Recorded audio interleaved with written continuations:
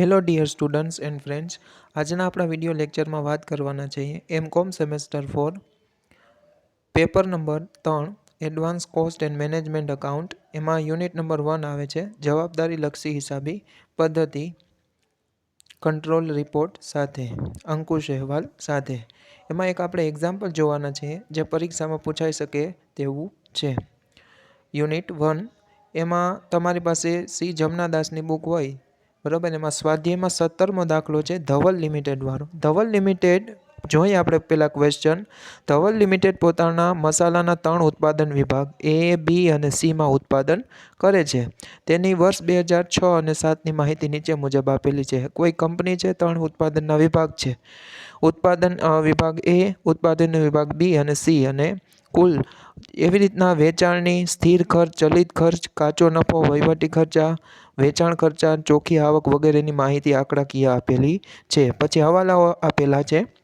હવાલામાં પહેલા હવાલામાં શું કીધું છે તો કે એ વિભાગના વેચાણમાં ₹2000નું સી વિભાગને ઉત્પાદન ખર્ચ કરેલ છે. વેચાણનો સમાવેશ થઈ ગયો છે. શું કીધું છે? એ વિભાગના જે વેચાણમાં ₹2000નો ખર્ચ કર્યો, ખરેખર ખર્ચ કરેલો છે વિભાગ સીએ બરાબર. અને વેચાણ એ પૈકીનું જેટલું થયું હોય એનો સમાવેશ એમાં થઈ ગયો છે. એટલે હવાલાની અસર આપણે આપવી જોશે. પછી બીજો હવાલો છે વહીવટી ખર્ચમાં ₹1300 સામાન્ય ખર્ચનો સમાવેશ થઈ ગયેલો છે. વહીવટી ખર્ચ તમને આપેલો છે કુલ 4220, એમાં ₹1300 સામાન્ય ખર્ચના સમાઈ ગયા છે. તો એને આપણે દૂર કરવા પડે.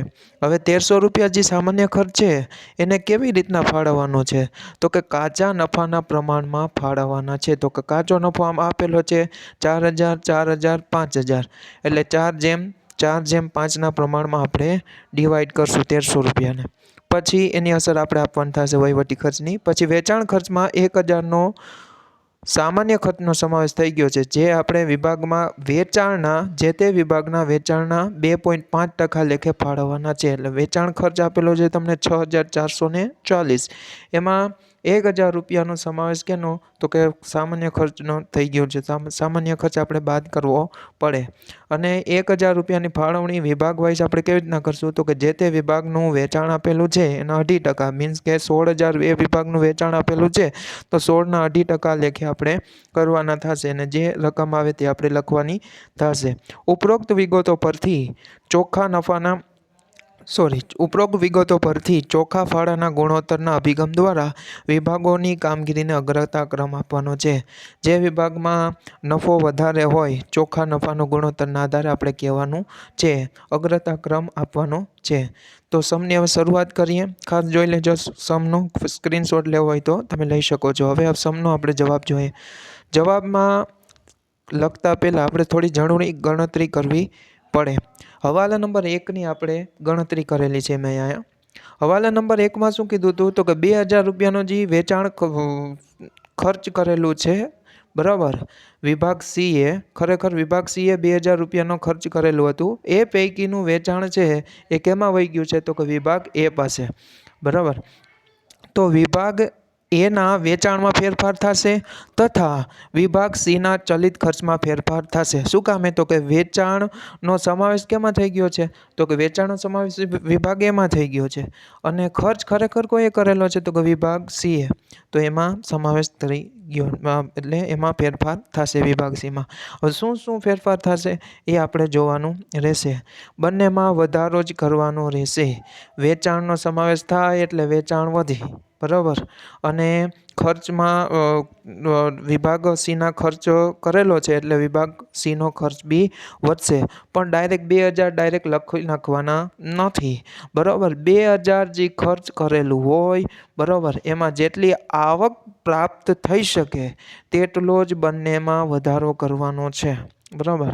તો 2000 પૈકી જે ખર્ચ કરેલો છે ₹2000, એના ઉપર આવક કેટલી થાય એની આપણે ગણતરી કરવી હોય તો કેવી રીતના ગણશું તો પહેલાં તમે ડિવિઝન વાઇઝ લખીને વિભાગ એ, વિભાગ સી બરાબર. વિભાગ એના વેચાણમાં વધારો થશે. શું કામે તો કે એનો સમાવેશ વેચાણમાં થઈ ગયો છે બરાબર. ખર્ચ કોએ કરેલું હતું તો કે વિભાગ સી, એટલે વિભાગ સીના ખર્ચમાં બી પ્લસ કરવાનું થશે. બંનેમાં વધારો, એકના વેચાણમાં વધારો, એકના ચલિત ખર્ચમાં વધારો થશે. પહેલાં ઓરિજિનલ મેં લખી નાખ્યું છે વેચાણ, તમને આપેલું છે 16,000 વિભાગ એનું, અને ચલિત ખર્ચ ઓરિજિનલ લખી નાખ્યો છે વિભાગ સીનો 6,800 પ્લસ 800 રૂપિયા બંનેમાં કર્યા છે. 800 રૂપિયા ક્યાંથી આવ્યા અમને અહીંયા મેં ક્વેશ્ચન માર્ક કર્યો છે. હવે એની ગણતરી આપણે જોઈએ. 2,000ના ખર્ચ પર આવકની ગણતરી. 2,000 રૂપિયા વિભાગ સીએ ખર્ચા છે, બરોબર. એના ઉપર આપણને આવક કેટલી મળી શકે એટલો જ વધારો બંનેમાં કરવાનો છે, એકના વેચાણમાં અને એકના ચલિત ખર્ચમાં. તો વિભાગ એ પહેલાં લખવાનો આ બધાનો ખર્ચ કર્યો તો વિભાગ સીએ, પણ વેચાણનો સમાવેશ કેમાં થઈ ગયો છે તો કે વિભાગ એમાં, એટલે વિભાગ એને ધ્યાનમાં રાખીને ગણતરી કરવાની. વિભાગ એનું કુલ વેચાણ આપેલું છે 16,000, એમાંથી કેટલો ખર્ચ કર્યો છે તો કે 2,000 રૂપિયાનો. એમાંથી 20,000 થઈ ગયા છે, પણ 2,000 તમારે ધ્યાનમાં લેવાના. 16,000માંથી 2,000 બાદ કરીએ એટલે 14,000 રૂપિયા. પછી બાદ કરવાના ચલિત ખર્ચા, વિભાગ એના 12,000 આપેલા છે. 2,000નો ખર્ચ કોઈએ કર્યો હતો તો કે વિભાગ સીએ, બાદ કરી નાખો એટલે 10,000 તમને મળશે. હવે 14,000માંથી 10,000 લેસ કરીએ એટલે આ ફાળો કેટલો, ફાળો આવક અથવા નફો કેટલો મળે તો કે 4,000. એટલે હવે ચોકડી ગુણાકાર 100 રૂપિયા આપણે લખવાનું થશે. ચલિત ખર્ચા 10,000ના હોય ત્યારે ફાળો તમને કેટલો મળ્યો, ફાળો નફો આવક જે કયો હોય 4,000. તો 2,000 ખર્ચ કરો તો ફાળો નફો આવક મીન્સ કે નફો કેટલો મળે, તો 2,000 ગુણ્યા 4,000 ભાગ્યા 10,000 એટલે તમને આવક મળશે 800 રૂપિયા. એટલે આ રીતના 800 રૂપિયા બંનેમાં વધારો, એકના વેચાણમાં વધારામાં કર્યા છે, એકના ચલિત ખર્ચમાં. એટલે વેચાણ થઈ ગયું છે 16,000ના બદલે 16,800 અને ચલિત ખર્ચ થઈ ગયો છે 6,800ના બદલામાં 7,600. હવાલા નંબર 1ની અસર.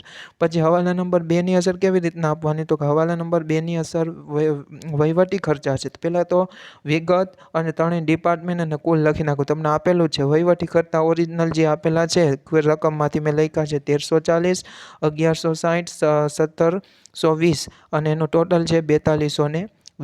હવે સામાન્ય ખર્ચનો સમાવેશ થઈ ગયો ભૂલથી, કેટલા તો કે 1,300 રૂપિયા. તો 1,300 રૂપિયા મેં ટોટલમાં કુલમાં લખીને બાદ કરી નાખ્યા તો કેટલા મળ્યા 29,20.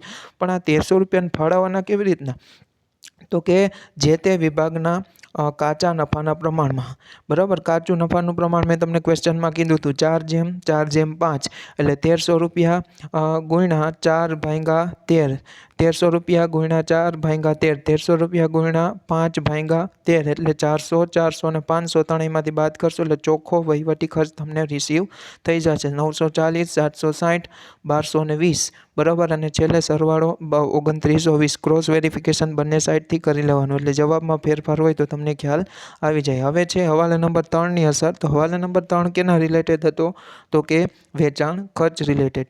હવે વિગત ત્રણેય વિભાગ લખી નાખવાના A, B અને C અને છેલ્લે લખી નાખવાનું કુલ. હવે વેચાણ ખર્ચ ઓરિજિનલ જે ક્વેશ્ચનમાંથી આપેલો છે લખી નાખવાનો 2,020, 2,100, 2,320 અને 20 અને ટોટલ 6,440. સામાન્ય ખર્ચ કેટલો સમાવેશ થઈ ગયો ભૂલથી તો કે 1,000. 1,000 મેં કુલમાંથી બાદ કરી નાખ્યા, મને મળી ગયા 5,440. હવે 1,000ને ફાળવવાના કેવી રીતના છે જે વિભાગ વાઇઝ, તો કે વિભાગના જે તે વિભાગના કુલ વેચાણ, જે વેચાણ આપેલું હોય એના 2.5% લેવાના છે. તો અહીંયા તમને વેચાણ પહેલા વિભાગનું ઓરિજિનલ ચેન્જીસવાળું નહીં, રકમમાં આપેલું છે 16,000ના 2.5% કરો એટલે 400 મળશે. પછી 12,000ના 2.5% કરો એટલે 300, પછી 12,000ના 2.5% કરો એટલે 300 રૂપિયા મળશે. એટલે 400, 300, 300 મેં બાદ કર્યા એટલે 1,620. બીજામાં મળ્યા વિભાગ બીમાં 1,800 અને વિભાગ સીમાં 2,020 અને એકંદરે ટોટલ મળી ગયો મને 5,440. બંને સાઈડ ક્રોસ વેરિફિકેશન કરી લેવાનું. હવે આપણો મેન જવાબ આવે છે. જવાબ માટે શું કરવાનું તો કે નફાકારકતાનું એક પત્રક બનાવવાનું. નફાકારકતાનું પત્રકમાં શું કરવાનું તો કે વિગત, વિભાગ A, વિભાગ B, વિભાગ C અને ટોટલ, અને નીચે અમાઉન્ટ લખવાનું રકમ રૂપિયામાં. હવે તમને જેમ આપેલું છે તેમ ગોઠવી નાખવાનું. પહેલાં સેલ્સ વેચાણ આપેલું છે, વેચાણમાં આપણે ફેરફાર થયો છે. ગણતરી હવાલા નંબર 1ની અસર અહીંયા આવે 16,000 હતું, 800 રૂપિયાનું વધારો થયો છે એટલે 16,800 મેં લખ્યા. પછી બીજા વિભાગમાં કંઈ ચેન્જ નહીં એટલે 12/12, ત્રીજામાં કંઈ ચેન્જ નહીં એટલે 12/12. ઉત્પાદન ખર્ચા એમાં 2 પ્રકાર, ચલિત ખર્ચા અને સ્થિર ખર્ચા. ચલિત ખર્ચા એના જેમના તેમ તમને આપેલા છે ક્વેશ્ચનમાંથી. પછી બીના 7,000, પછી વિભાગ સીના ખર્ચમાં ફેરફાર થશે. આપણે હવાલા નંબર 1ની અસર 7,600 મેં લખ્યા છે. કેવી રીતના આવ્યા તો કે આપણે સમજાવ્યું હતું 6,000 અને તમને આપેલા છે 6,000 કેટલા આપેલા છે તો કે 6,800 આપેલા છે. એમાં 800 રૂપિયાનો જે વધારો થયો છે એ આપણે અહીંયા લખવાનો રહેશે, બરાબર. એટલે 7,600 આપણે અહીંયા લખ્યા અને એકંદરે ત્રણેયનો ટોટલ 26,600, બરાબર, એ લખી નાખવાનું. પછી સ્થિર ખર્ચા પહેલામાં નથી, બાકી બેમાં એકમાં 1,000 છે, બાકીમાં 200 રૂપિયા છે, એકંદરે 1,200. પછી કાચો નફો તમને મળી જાય. સેલ્સ વેચાણમાંથી બંને ખર્ચ બાદ કરો એટલે. પછી વહીવટી ખર્ચા અને વેચાણ ખર્ચ. વહીવટી ખર્ચા અને વેચાણ ખર્ચ ક્યાંથી લખવાના તો કે હવાલામાં આપણે 2ની અસર અને 3ની અસર. જે ચોખ્ખા વહીવટી ખર્ચ 940, 760, 1,220 આવ્યો છે એ આપણે અહીંયા લખવાનો રહેશે, બરાબર. એવી રીતના વેચાણ ખર્ચ બી અહીંયા એવી રીતના લખવાનો. પછી એમાંથી કાચા નફામાંથી આ બંને વસ્તુ બાદ કરો એટલે તમને ચોખ્ખો નફો રિસીવ થાય, બરાબર. પછી ચોખ્ખો નફો તમને 2,240, 1,440 અને 960, એકંદરે 4,640 તમને બાદ. પછી સામાન્ય ખર્ચા એક આવ્યા. સામાન્ય ખર્ચ તમને થતું હશે કે આપેલા તો છે નહીં, બટ એની અસર હવાલામાં આપેલી છે, બરાબર. સામાન્ય ખર્ચ ભૂલથી સમાવેશ વહીવટી ખર્ચામાં 1,300 રૂપિયા થઈ ગયો અને વેચાણ ખર્ચમાં 1,000 રૂપિયા થઈ ગયો. એટલે બંનેનો ટોટલ કરો એટલે 1,300 અને 1,000 એટલે કેટલા થાય તો કે 2,300 રૂપિયા થાય. તો 2,300 રૂપિયા અહીંયા તમારે લખી નાખવાના, બરાબર. 800, 700 અને 800 કેવી રીતના લખ્યા તો કે મેં આવી રીતના લખ્યા. વહીવટી ખર્ચના 400 અને વેચાણ ખર્ચના 400 એટલે 800. પછી વિભાગ બીમાં કેવી રીતના તો કે વિભાગ બીના વહીવટી ખર્ચામાં સામાન્ય ખર્ચ 400 રૂપિયા સમાયેલો છે અને વેચાણ ખર્ચમાં 300 એટલે 4 ને 3 7. પછી એવી રીતના સીમાં 500 અને 300 800 એવી રીતના મેં અહીંયા લખ્યા છે. એટલે તો એકંદરે ટોટલ એનો 2,300 થાય અને કુલ ચોખ્ખી આવક 1,440, 740 અને 160. એટલે ક્રોસ વેરિફિકેશન કરીને કરી લેવાનું એટલે 1,340 એકંદરે કુલ ચોખ્ખી આવક આવી જોઈએ. પછી તમને પૂછ્યું છે અગ્રતા ક્રમ આપવાનો છે. અગ્રતા ક્રમ કેવી રીતના આપી શકશો તો કે કયા વિભાગને પહેલાં આપણે મહત્ત્વ આપવું, બરાબર, ઉત્પાદનમાં વગેરેમાં. તો કે નફા વેચાણના ગુણોત્તર લખવાનું. નફો વેચાણનો ગુણોત્તર એટલે નફો ભાગ્યા વેચાણ ગુણ્યા 100. એવી રીતના વિભાગ એ, બી અને સી આ ત્રણેયનું ગોતવાનું. વિભાગ એ ચોખ્ખો નફો લખવાનો, કુલ ચોખ્ખી આવક લખવાની નથી. ચોખ્ખો નફો છે 2,240, બીજામાં છે 1,440 અને ત્રીજામાં છે 960 આપણે લખ્યા, બરાબર. પછી ત્રણેયનું વેચાણ લખવાનું. ચોખ્ખું વેચાણ આપણે જે લખ્યું રકમમાંથી નહીં, આપણે જે ગણતરી કરી તેમાંથી 16,800, 12,000 અને 12,000 ત્રણેયમાં લખી નાખ્યા. ગુણ્યા 100 કર્યા એટલે પહેલામાં જવાબ આવ્યો 13.33%, પછી બીજામાં આવ્યો 12% અને ત્રીજામાં આવ્યો 8%. એટલે તમે જોઈ શકો છો આપણે અગ્રતા ક્રમ કેને આપી શકીએ તો કે વિભાગ એને પહેલું, પછી બીજો ક્રમ આપી શકીએ વિભાગ બી ને, ત્રીજો ક્રમ આપી શકીએ વિભાગ સી ને. આ હતું સમનું સોલ્યુશન. તમને વિડીયો ગમ્યો હોય તો લાઇક કરો, શેર કરો અને ચેનલને સબસ્ક્રાઈબ કરો અને તમારા ફ્રેન્ડ સર્કલમાં વિડીયોને વધુમાં વધુ શેર કરો.